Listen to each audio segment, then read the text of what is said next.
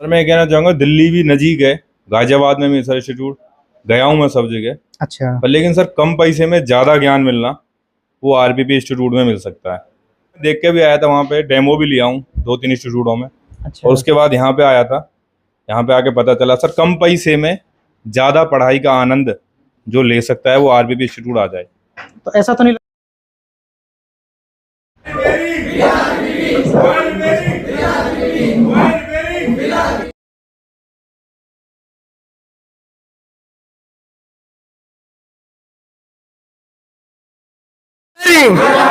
Mobile repairing.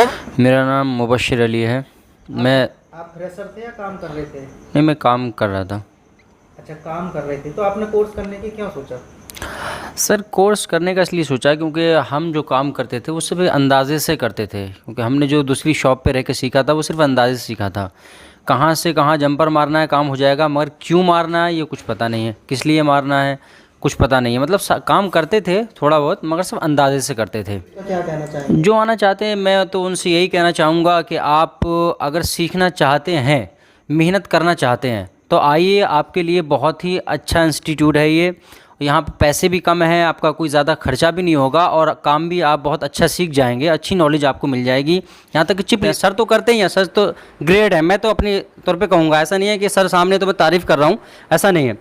दिल से भी आप मुझसे कभी पूछेंगे तो मैं यही कहूँगा, सर एकदम ग्रेट आदमी है, बहुत बढ़िया आदमी है। आपको आप 10 बार पूछिए या 100 बार, आपको बार बार बताएंगे। ऐसा नहीं है भाई तू ये बता दिया समझ में नहीं आता है, ऐसा कुछ नहीं है। आप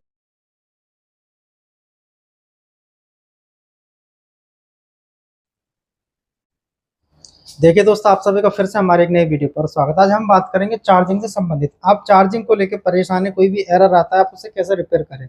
वीडियो थोड़ा लंबा हो सकता है, लेकिन इस वीडियो के माध्यम से आप प्रत्येक मोबाइल की, कोई एक स्पेशल कंपनी का नहीं, प्रत्येक मोबाइल का चार्जिंग प्रॉब्लम सॉल्व करना आप सीख जाएंगे।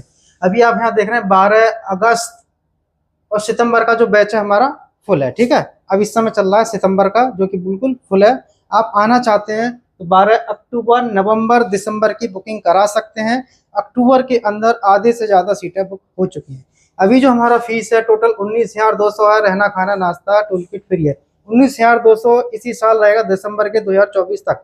उसके बाद में 30 से 35,000 रुपये फीस देखने को मिलेगी।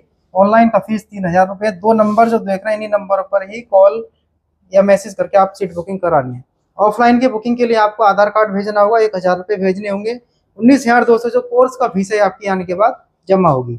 चलिए मैं स्टार्ट करता हूँ और आपको बताता हूँ कि कोई भी मोबाइल आपके पास चार्ज से संबंधित आता है तो आप उसे कैसे रिपेयर करें।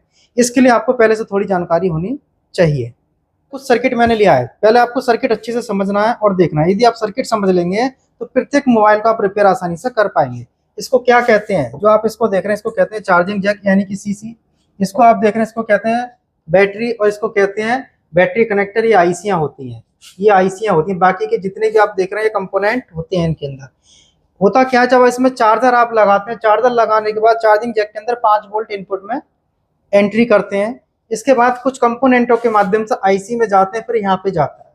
इसके बाद में यहाँ से सप्लाई इस पे पहुंचती है। इस पे पहुंचने के बाद जब जाके बैटरी चार्ज होने लगती है। तो इसका प्रोसेस कैसे है आप अच्छे से देखिए और समझिए। देखिए इसमें सबसे पहले क्या रहता है कि जब आप चार्जर लगाते हैं, चार्जर लगाने के बाद जो चार्जर का जो प्लस पॉइंट रहता है, आपको प्लस पॉइंट कैसे चेक करेंगे, इसमें चार्जर लगा के मल्टीमीटर से आप वोल्टेज चेक करेंगे।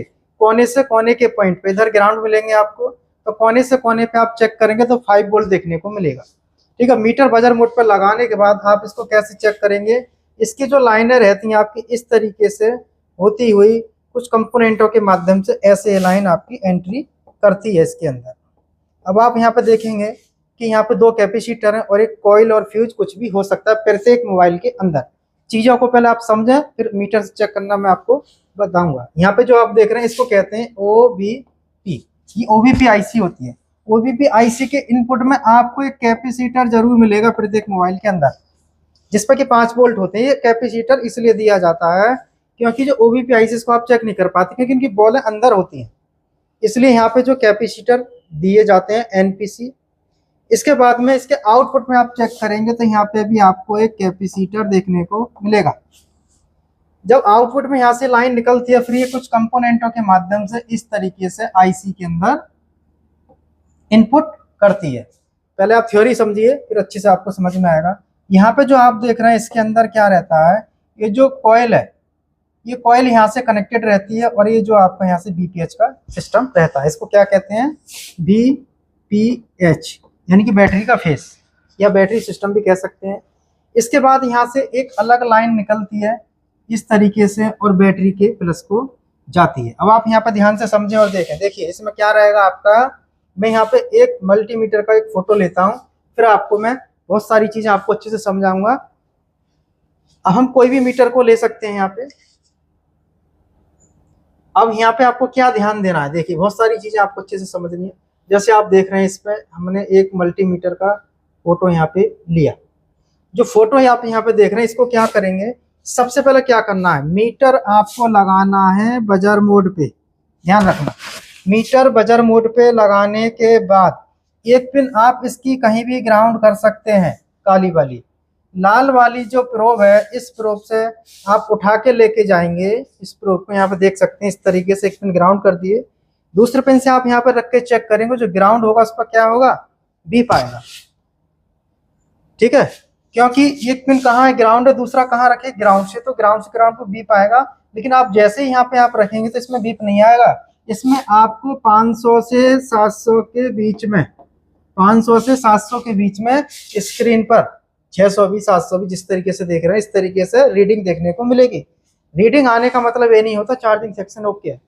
रीडिंग आने का मतलब होता है चार्जिंग सेक्शन शॉर्ट नहीं है, जहां तक जुड़ा हुआ है वहां तक ओके है। इसके बाद में अब जैसे आप, ये तो हो गया रीडिंग वाली बात। जब आप इसमें चार्जर लगाते हैं, चार्जर लगाने के बाद 5 वोल्ट इसके अंदर इन होता है। 5 वोल्ट इन होने के बाद में एक पिन आपको ग्राउंड करनी है।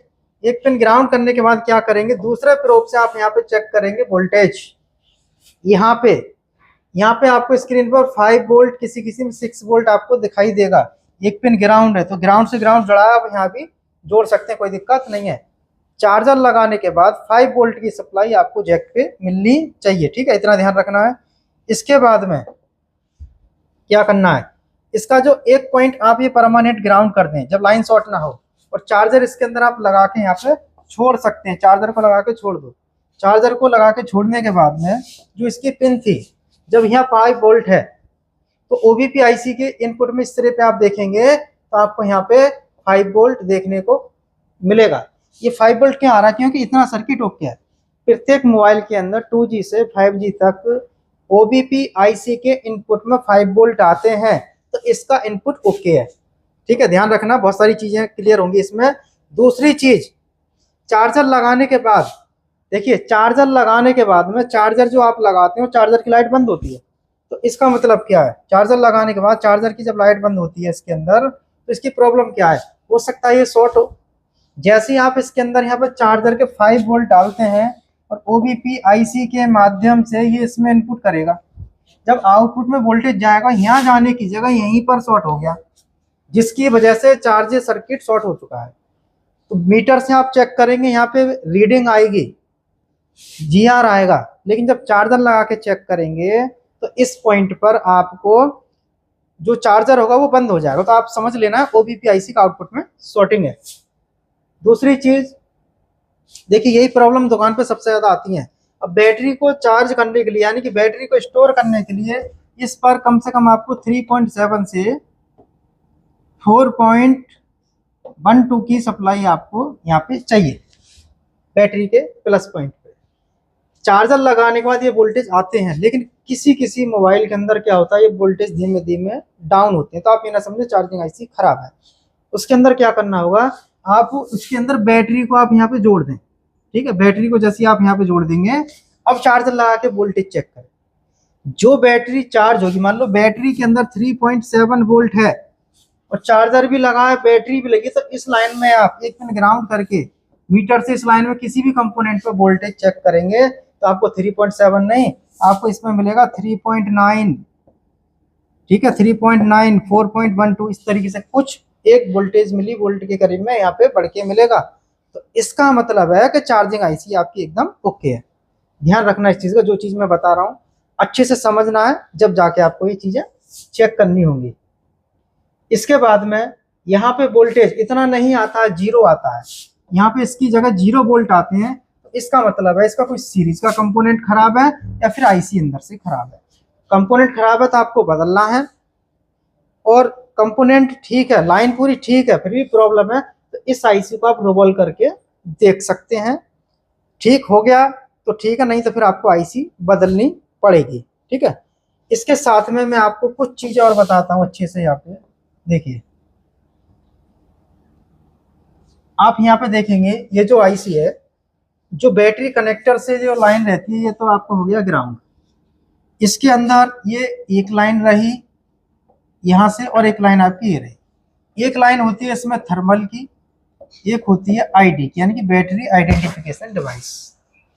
ये लाइन आपकी पावर आईसी में भी जाती है और चार्जिंग आईसी के अंदर भी ये जाती है। लेकिन जाती कैसे है? इनके 2 रेजिस्टेंस रहती हैं, इनके अंदर 2 रेजिस्टेंस आपको इनके अंदर मिलेंगी। यही लाइन आपकी यहाँ से होती हुई ऐसे जाती है, ऐसे ही इसके अंदर ये लाइन आपकी ऐसे मिलती है। तो ये बैटरी कनेक्टर से कितनी लाइन निकल रही है? एक। यहाँ से एक निकली, लेकिन आगे जाके क्या हो गया? 2। इसी को कहते हैं डिवाइडर सर्किट।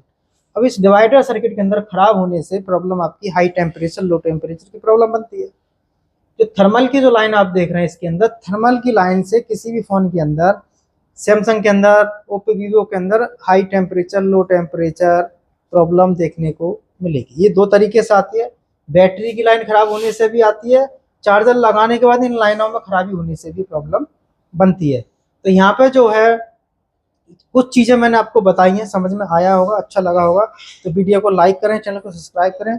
जिन्होंने हमारा नया channel RPP institute mobile repairing course के नाम से जो चैनल है वो सब्सक्राइब नहीं किए हैं तो आप उसको सब्सक्राइब कर लें। वहाँ पर हम पार्ट बाई पार्ट वीडियो आपको सारे वीडियो देते रहते हैं उसमें। तो वहाँ पे आप जितने कमेंट करते हैं हमें अच्छा लगता है, और आपने सब्सक्राइब किए हैं तो यहाँ पे जो है ये सारी चीज़ें मैंने आपको बताई हैं, समझ में आई होंगी।